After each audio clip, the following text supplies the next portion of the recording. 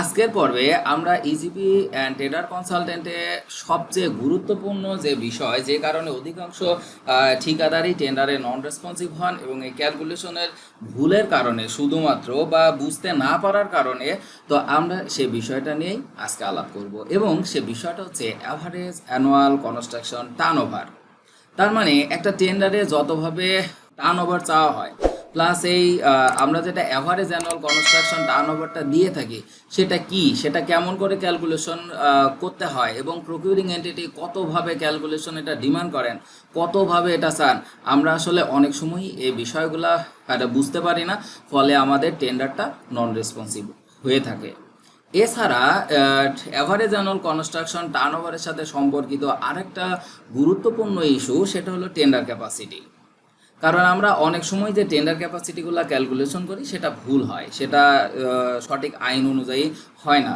তো যখনই procuring entity আইন অনুযায়ী টেন্ডার ক্যাপাসিটি ক্যালকুলেশন করেন বা প্রকিউরিং এন্টিটির ডিমান্ড অনুযায়ী, কারণ বিভিন্ন টেন্ডারে বিভিন্নভাবে টার্নওভার টেন্ডার ক্যাপাসিটি চাওয়া হয়ে থাকে, তো যখনই প্রকিউরিং এন্টিটির টেন্ডারের নিয়মে ক্যালকুলেশন করেন, তখন দেখা যায় যে টেন্ডার ক্যাপাসিটি কোয়ালিফাই করে না। কিন্তু আমাদের হিসেবে তো কোয়ালিফাই করে, অফিসের হিসেবে কেন কোয়ালিফাই করে না? তো নিশ্চয়ই ভুল কোথায়? অফিস তো আর ভুল করে না। তো আমরা আজকের পর্বে এই বিষয়গুলো খুব বিস্তারিতভাবে জানবো, শিখবো, বুঝবো ইনশাল্লাহ, এবং ভবিষ্যতে আমাদের যেন কোনো ভুল না হয় সে বিষয়ে আমরা সতর্ক থাকব। তো প্রথমে আমরা একটা টেন্ডারের টিডিএস দেখি।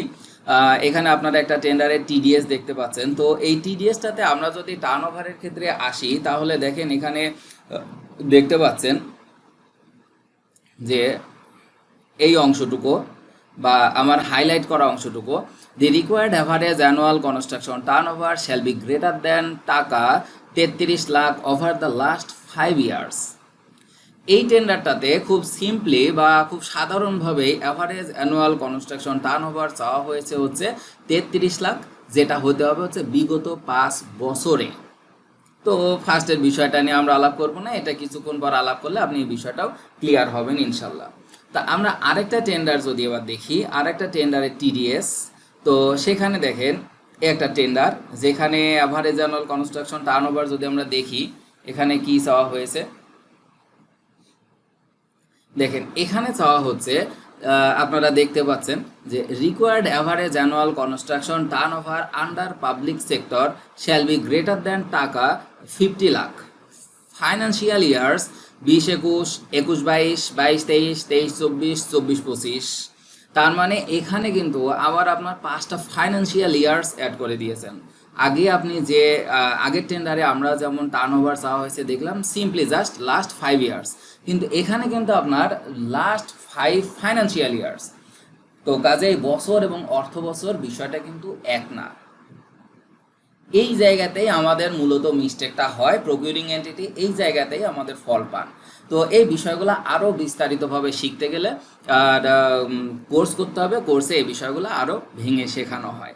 তো যাই হোক, আমরা একটা দেখলাম হলো লাস্ট 5 ইয়ার্স, একটা দেখলাম লাস্ট 5 ফাইন্যান্সিয়াল ইয়ার্স। তো দুইটা কিন্তু এক বিষয় না। এখন আপনারা যারা এই ভিডিও দেখছেন, আপনারা কি বলতে পারবেন যে আপনারা যখন টেন্ডার সাবমিশন করেছেন বা টার্নওভার ক্যালকুলেশন করেছেন, তখন এই লেখাটা দেখেছেন কিনা, খেয়াল করেছেন কিনা? খেয়াল করলেও আমরা আপাতত মনে করেছি যে সব একই রকম। অথবা আমরা যখন অন্যজনের টেন্ডার সাবমিশন করি বা আপনাদের টেন্ডার যখন অন্য কেউ সাবমিশন করে, তখন এরকম গুরুত্ব হয়তো বা দেওয়া হয় না, কারণ এই ক্যালকুলেশন খুব লম্বা সময় লাগে। আচ্ছা, তো এরপরে আরেকটা এখানে নিচ দিয়ে যেটা লেখা আছে নোট, এই বিষয়টাও আমরা কিছুক্ষণ পরে আলাপ করবো ইনশাল্লাহ। তো একটা দেখলাম আমরা 5 ইয়ার্স, একটা 5 ফাইন্যান্সিয়াল ইয়ার্স।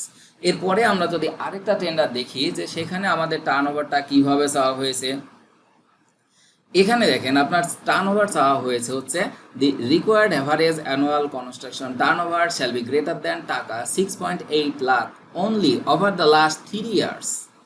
এখানে আপনার বিগত 3 বছরে চাওয়া হয়েছে হচ্ছে 6.8 লাখ, বিগত 3 বছর, বিগত 5 বছর না, 3 বছর। Hence total turnover shall be above টাকা 20.40 লাখ। এইবার একটা যেটা লেখা আছে ব্র্যাকেটের মধ্যে, সেটা হচ্ছে years counting backward from the date of publication of IFT in the newspaper. এই লেখাটার নিয়েই যত সমস্যা, কারণ এখানে কিন্তু আপনার অর্থ বছরও না, এখানে আপনার শুধু ক্যালেন্ডার বছরও না, এখানে যে বছরটা কাউন্ট হবে সেটা টেন্ডারের দিন থেকে বিগত 365 দিন করে এক বছর করে করে আসবে। তো তার মানে এই লেখাটা আপনাকে বোঝাচ্ছে যে আপনার এই টেন্ডারটা অর্থ বছরও না, বছরও না, কিন্তু এখানে লিখে দিছে কি লাস্ট 3 ইয়ার্স। তো এই লাস্ট 3 ইয়ার্স তাহলে আপনার ক্যালেন্ডার বছরও না, আপনার অর্থ বছরও না।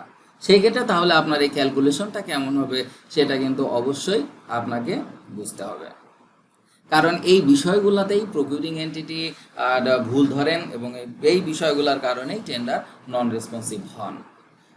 আচ্ছা, এরপরে আমরা যদি আরও কিছু টেন্ডার এরকম দেখি যে সেই টেন্ডারগুলোতে টার্ন ওভার কীভাবে চাওয়া হয়েছে, তাহলে আমরা বুঝতে পারবো। যেমন দেখেন এই টেন্ডারটাতে average annual construction turnover under public sector shall be greater than টাকা 40 lakh over the best 5 years in the last 10 years.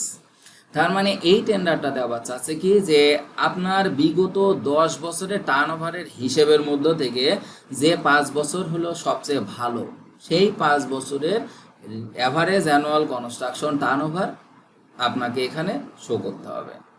তো এইটা কিন্তু অবশ্যই বিগত 10 বছর ক্যালকুলেশন থেকে বিগত 5টা, যে 5টা সবচেয়ে ভালো সেই 5টা। এখন আপনারা কি কখনো এরকম কোনো টেন্ডারে এইভাবে টার্ন ওভার দিয়েছেন কিনা?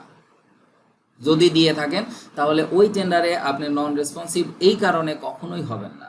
কিন্তু দুঃখের বিষয় হলো অধিকাংশ টেন্ডার সাবমিশনের সময়ই এই বিষয়গুলো কনসিডার করা হয় না। এত গুরুত্বপূর্ণ একটা বিষয় কিন্তু খুবই নিগলেক্ট করা হয়, অবহেলা করা হয়। তো এই অবহেলার কারণেই আসলে আমরা টেন্ডার থেকে নন রেসপন্সিভ হই। আশা করি আমরা ভবিষ্যতে বিষয়গুলো আরেকটু ভালো করে দেখব, শিখবো, বুঝবো। আচ্ছা, এরপরে এখন এখানে আবার আমরা আরেকটা টেন্ডারে দেখি যদি সেখানে কিভাবে চাওয়া হয়েছে। এখানে আছে দেখেন, আপনারা দেখতে পাচ্ছেন the required average annual construction turnover under public sector shall be greater than টাকা 14 lakh over the last 3 financial years or best 3 years in the last 5 financial years. এখানে কিন্তু আপনার হচ্ছে বিগত 3 অর্থ বছর অথবা বিগত 5 অর্থ বছরের মধ্যে বেশ 3 অর্থ বছরের average annual construction turnover count করা হয়েছে। তো এই বিষয়টা কিন্তু অবশ্যই আপনাদের মানে কনসিডারেশনে রেখেই টেন্ডার সাবমিশনের পূর্বেই ক্যালকুলেশনগুলো করতে হয়। যেমন ধরেন যে কোনো টেন্ডার যদি হচ্ছে ওটিএম টেন্ডার সাবমিশনের সময় হলো 14 দিন, 21 দিন, 28 দিন।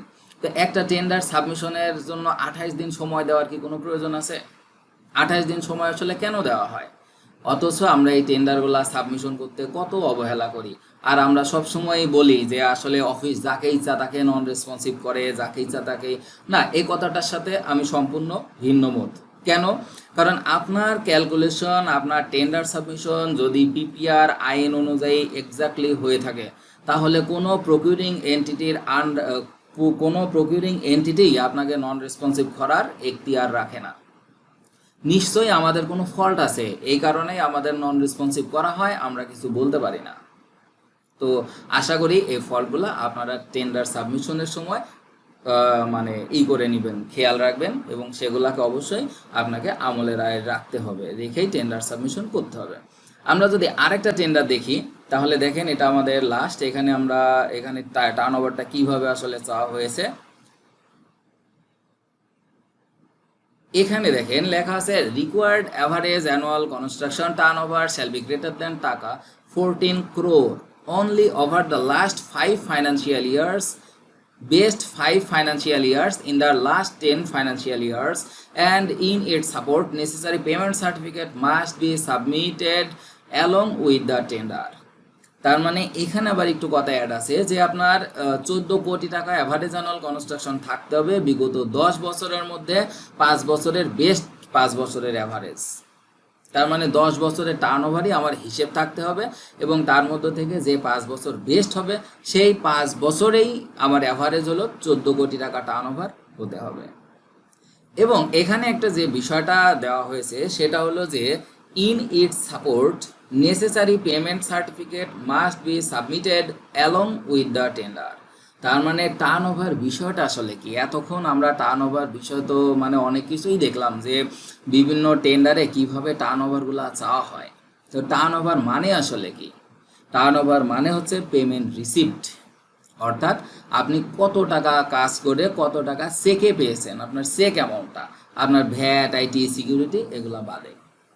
তো এই বিষয়গুলা আপনি যখন কমপ্লিশন সার্টিফিকেট দিয়ে ক্যালকুলেশন করবেন তখন আপনার আইডেন্টিফাই করা সমস্যা হবে যে কত টাকা ভ্যাট কেটেছে, কত টাকা আইটি কেটেছে, কত টাকা অন্যান্য পারপাস কেটেছে, কর্তনগুলা বাদ দিতে হবে।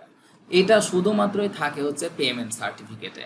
আপনি কত টাকা বিল পেয়েছেন, কত কর্তন হয়েছে, তারপরে আপনার নিট প্রদত্ত অ্যামাউন্ট কত বা আপনার চেক অ্যামাউন্ট কত, এই বিষয়গুলো তো শুধুমাত্র পেমেন্ট সার্টিফিকেটেই থাকে। এই জন্যে পেমেন্ট সার্টিফিকেটে আপনার টার্ন ওভার ক্যালকুলেশন করার নিয়ম হচ্ছে পেমেন্ট সার্টিফিকেট থেকে। ওয়ার্ক কমপ্লিশন সার্টিফিকেট ব্যবহার হয় শুধু সিমিলার ওয়ার্কের ক্ষেত্রে, স্পেসিফিক বা জেনারেল এক্সপিরিয়েন্সের ক্ষেত্রে। আর টার্ন ওভারের ক্ষেত্রে সবসময় ইউজ হবে হচ্ছে আপনার এর ক্ষেত্রে average annual construction turnover ক্যালকুলেশনের ক্ষেত্রে। তো এই যে এই বিষয়গুলা এখন আমরা যদি টেন্ডার সাবমিশনের আগে এই বিষয়গুলা হিসেব করে ক্যালকুলেশন করে টেন্ডার সাবমিশন করি তাহলে কোনো টেন্ডারেই নন রেসপন্সিভ হওয়ার কোনো সুযোগই থাকবে না। আমরা আজকের পর্বে একটা বিষয় নিয়ে শিখবো, আমরা আগামী পর্বগুলোতে যখন আরও বিষয়গুলো শিখবো, আপনি যদি কোনো টেন্ডার সাবমিশন করার সময় এই সকল বিষয়কে কাউন্টার করে টেন্ডার সাবমিশন করেন তাহলে আপনি কোনো টেন্ডার থেকে কখনোই নন রেসপন্সিভ হবেন না, গ্যারান্টেড। তো কাজেই আসলে আমাদেরই অনেক সময় ভুল হয়ে থাকে, আমরা বুঝি না, বুঝতে চাই না, দেখা যাচ্ছে অল্প সময়ের মধ্যে যে কোনোভাবে সাবমিশন করে দিই, ফলে আমরা নন রেসপন্সিভ হই, কিন্তু আমরা পরে দোষ অন্যজনকে দিই। এই বিষয়গুলা ভাই না করে আমরা যথাযথভাবে শিখব, আমরা বিষয়গুলা বুঝবো, আমরা ক্যালকুলেশন করব, তারপরে সময় নিয়ে আমরা টেন্ডারগুলা সাবমিশন করব আন্তরিকতার সহিত। তাহলেই আমাদের কাজ পাওয়ার সম্ভাবনা বাড়বে, কোনো প্রকিউরিং এন্টিটি কখনোই নন রেসপন্সিভ করতে পারবে না। তো ইজিপি অ্যান্ড টেন্ডার কনসালটেন্টে আপনারা যদি ইজিপি টেন্ডারিংয়ের উপরে বিস্তারিত কোর্স করেন, 8 দিন সুবিধাজনক সময়ে অনলাইন গুগল মিটের মাধ্যমে ক্লাস হয়, তাহলেই আপনারা এই বিষয়গুলো সহ টেন্ডারের A to Z আরও খুঁটিনাটি বিস্তারিতভাবে শিখতে পারবেন। আপনার ভিতরে আর কোনো প্রশ্নই থাকবে না ইনশাল্লাহ। এই সকল বিষয় আপনাদের খুব ভালোভাবে শিখিয়ে বুঝিয়ে দেওয়া হবে। আর আপনারা যদি কখনো ইজিপি টেন্ডার কনসালটেন্টের থেকে টেন্ডার সাবমিশন করিয়ে নিতে চান তাহলে মিনিমাম 3 দিন আগে বলতে হবে, কারণ হচ্ছে এই 3 দিনে আপনার এই টেন্ডারের চাহিদা তথ্য অনুযায়ী ক্যালকুলেশন করতে হবে, ডকুমেন্ট প্রিপারেশন করতে হবে, তারপরে আপনার টেন্ডার সাবমিশন করা হবে। এছাড়া একদিনে টেন্ডার সাবমিশন করে দেওয়া হয় না। এটা হলো ইজিপি অ্যান্ড টেন্ডার কনসালটেন্টের বৈশিষ্ট্য। সেবায় বিশ্বাসী, আন্তরিকতায় বিশ্বাসী। আন্তরিকতার শতভাগ, আপনি কাজ পাবেন কি পাবেন না সেটা আপনার তকদির, কিন্তু আন্তরিকতার কোনো কমতি থাকবে না ইনশাল্লাহ। তো যদি আপনারা ইজিপি টেন্ডারিংয়ের উপরে বিস্তারিত কোর্স করতে চান তাহলে অবশ্যই স্ক্রিনে প্রদত্ত নাম্বারে যোগাযোগ করবেন, কারণ শেখার কোনো বিকল্প নাই। আপনি যতটুকু শিখলেন ততটুকু সফলতার দিকে এগিয়ে গেলেন। সফলতার জন্য আপনাকে অবশ্যই শিখতে হবে। শেখা ছাড়া সফলতার পথ চেনাটা খুব কঠিন। তো এই ব্যাপারটা আমরা শিখলাম। এখন এবার এটা হলো আমাদের টার্ন ওভার চাওয়া হয়। এখন টার্ন ওভারের পরে আমাদের দেখেন যে প্রত্যেকটাতে আবার টেন্ডার ক্যাপাসিটি চাওয়া হয়। মিনিমাম ক্যাপাসিটি শ্যাল বি টাকা এত, এটা প্রত্যেকটাতে সেম লেখা থাকে। মিনিমাম ক্যাপাসিটি শ্যাল বি এত লাখ, তারপরে হচ্ছে আমরা যতগুলা দেখবো সবগুলা মিনিমাম ক্যাপাসিটি শ্যাল বি এত লাখ, এবং এখানে একটা ফর্মুলার মাধ্যমে বিষয়টা বলা আছে। তো আমরা এই ফর্মুলার মাধ্যমে বিষয়টা শিখতে পারবো। এখন কথা হলো এই ফর্মুলাতে তাহলে এ, এন এবং বি 3টা চলক আছে। এই চলকের মানগুলা জানতে আবার অনেক সময়ই সমস্যা হয়, এটা নিয়ে অনেক কনফিউশনও থাকে। আমরা সামনের দিন এটা নিয়ে আবার আলাপ করবো ইনশাল্লাহ। তো এখন এই টার্ন ওভারের সাথে টেন্ডার ক্যাপাসিটিটা সম্পর্কযুক্ত। কেমন করে? কারণ হচ্ছে এই যে এর জন্য এ হচ্ছে কি টেন্ডার ক্যাপাসিটিতে, এটা কি এ হচ্ছে আপনার টার্ন ওভার। আপনি 5 বছর, 10 বছর, 3 বছরে যেটাই করেন না কেন, এই বছরগুলোর মধ্যে যে বছরে সর্বোচ্চ হবে সেটাই আসলে এর মান। তাহলে আমার টার্ন ওভার ক্যালকুলেশন যদি সঠিক না হয়, আমার টেন্ডার ক্যাপাসিটিও সঠিক হবে না, 1 নম্বর বিষয়। 2 নম্বর বিষয় হচ্ছে, যদি বছর বা অর্থ বছর ধরে চাওয়া হয়, সাপোজ আপনারা কোনো ক্যালকুলেশন না করে এমনি যদি টেন্ডার সাবমিশন করে দেন, আর প্রকিউরিং এন্টিটি কোনো কারণে যদি ইয়ার ধরে শুধুমাত্র লাস্ট 5 ইয়ার্স, এবং আপনি যদি ফাইন্যান্সিয়াল ইয়ার ধরে ক্যালকুলেশন করেন, তাহলে টার্ন ওভার আপনার 1 থাকলেও টেন্ডার ক্যাপাসিটি কখনোই 1 হবে না।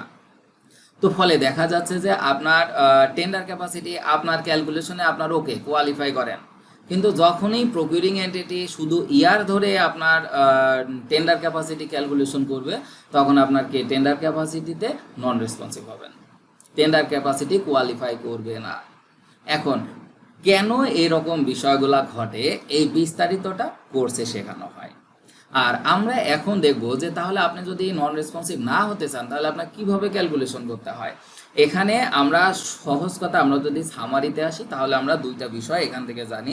একটা হলো অর্থ বছর, আর একটা হলো শুধুমাত্র ইয়ার, লাস্ট 5 ইয়ার্স এবং হচ্ছে লাস্ট 5 ফাইন্যান্সিয়াল ইয়ার্স। তো বছর এবং অর্থ বছর, এই 2টা বিষয় আমাদের ক্লিয়ার করতে পারলে বাকি বিষয়গুলো আমরা খুব সহজেই দিয়ে দিতে পারবো। তো এখন দেখেন, যখন আমরা টেন্ডার ক্যাপাসিটি বা হচ্ছে average annual construction turnover calculation করি, তখন এভাবে আমরা ওভারঅল একটা বিষয় দিই, এবং এখানে আমাদের যেটা বছর অনুযায়ী থাকে, সে বছর অনুযায়ী ক্যালকুলেশনগুলো এখানে শো করা হয়। তো ফলে এটাতে কখনোই কোনো সমস্যা হয় না, একেবারে টু দ্য পয়েন্ট এবং নিয়ম অনুযায়ী পারফেক্টভাবে উপস্থাপন করা হয়। ফলে এই টেন্ডার এই কারণে কখনোই নন রেসপন্সিভ হবে না। এখানে ভ্যালু অফ এন দেওয়া আছে, টেন্ডার ক্যাপাসিটি আছে, তারপরে আপনার যা যা বিষয়গুলো আছে সম্পূর্ণভাবে সুন্দর অটোমেটিক সব ক্যালকুলেশন হয়ে থাকে। এই শীটটা ব্যবহার করা হয় হচ্ছে শুধু ফাইন্যান্সিয়াল ইয়ারের জন্য। যদি আপনার ফাইন্যান্সিয়াল ইয়ার থাকে, তখনই শুধুমাত্র আপনার এই ক্যালকুলেশনটা এই শীট আকারে উপস্থাপন করা হয়। আর যদি আপনার ফাইন্যান্সিয়াল ইয়ার না থাকে, আপনার যদি শুধু ইয়ার থাকে, অথবা years counting backward from the date of publication of IFT in the newspaper, এই লেখাটা থাকে, তখন আপনি কি করবেন? তখন তো বছরও না, অর্থ বছরও না। তাহলে তখন আমরা আরেকটা শীট ব্যবহার করে থাকি, যেটা হচ্ছে এরকম, যেখানে আপনি আইএফটি ডেট থেকে আপনি এখান থেকে বিগত 5 বছরে ভাগ করে নিয়ে তারপরে কাজ করতে পারবেন। এটা হচ্ছে আপনার অর্থ বছর না, এটা আপনার শুধুমাত্র ইয়ার ধরে ধরে, বছর ধরে ধরে। তো যখন আপনি একজন ঠিকাদার, আপনার এইভাবে বিভিন্নভাবে ক্যালকুলেশন করা থাকতে হবে। তো এই ক্যালকুলেশনে আপনার যে টেন্ডারে যেভাবে চাওয়া হয় সেইভাবেই আপনাকে অংশগ্রহণ করতে হবে, ডকুমেন্ট সাবমিশন করতে হবে, তাহলেই আপনি ওই টেন্ডারে নন রেসপন্সিভ হবেন না। তো আর এখানে এইভাবেই আমরা হচ্ছে বিভিন্নভাবে ক্যালকুলেশন করা শেখানো হয় কোর্সে বিস্তারিতভাবে। এর থেকেও আরও আপডেটেড কিছু থাকলে আপডেটেড শিট দিয়ে পরে আরও শেখানো হয়, নিজস্ব তৈরি শিট দিয়ে, সময় দিয়ে, একা 1-to-1 ক্লাসের মাধ্যমে এগুলা বুঝিয়ে দেওয়া হয়। তো ফলে আপনি এইভাবে শিখলে কখনোই আপনি কোনো টেন্ডারে নন রেসপন্সিভ হবেন না, ইনশাল্লাহ। আচ্ছা, এরপরেও যদি আপনাকে নন রেসপন্সিভ করে, তখন পিপিআর বিধি 65 অনুযায়ী, 65 অনুযায়ী, বিধি 35 অনুযায়ী আপনি জিজ্ঞাসা করতে পারবেন যে আপনি কেন নন রেসপন্সিভ হলেন। আপনি কারণটা অবশ্যই জানতে চাইতে পারবেন এবং আপনাকে প্রশ্ন করতে হবে। তো এইভাবে ক্যালকুলেশন সহ যদি আপনি বিস্তারিতভাবে টেন্ডার সাবমিশন করে থাকেন, তাহলে অবশ্যই আপনার টেন্ডার রেসপন্সিভ হবে, কখনোই আপনার টেন্ডার নন রেসপন্সিভ হবে না। আর আপনারা যদি সঠিকভাবে বা পিপিআর 2025-এর আলোকে এসএলটি অ্যানালাইসিসের মাধ্যমে টেন্ডার সাবমিশন কোর্স করতে চান অথবা টেন্ডার সাবমিশন শিখতে চান, তাহলে স্ক্রিনে প্রদত্ত নাম্বারে যোগাযোগ করবেন। সবচেয়ে ভালোভাবে বিস্তারিতভাবে শিখতে পারবেন, আপনার টেন্ডার কখনোই নন রেসপন্সিভ হবে না, ইনশাল্লাহ। তো ইজিবি অ্যান্ড টেন্ডার কনসালটেন্টের আজকের পর্বে এ পর্যন্তই। টেন্ডার নন রেসপন্সিভ হওয়ার আরও যে কারণগুলো আছে, আমরা সামনের ভিডিওগুলোতে ধারাবাহিকভাবে শিখতে থাকবো, ইনশাল্লাহ। তো কোনো প্রশ্ন বা জিজ্ঞাসায় অবশ্যই কমেন্ট করবেন। ইজিবি অ্যান্ড টেন্ডার কনসালটেন্ট চ্যানেলটি সাবস্ক্রাইব করে সঙ্গে থাকবেন। সবাইকে ধন্যবাদ। আসসালামু আলাইকুম।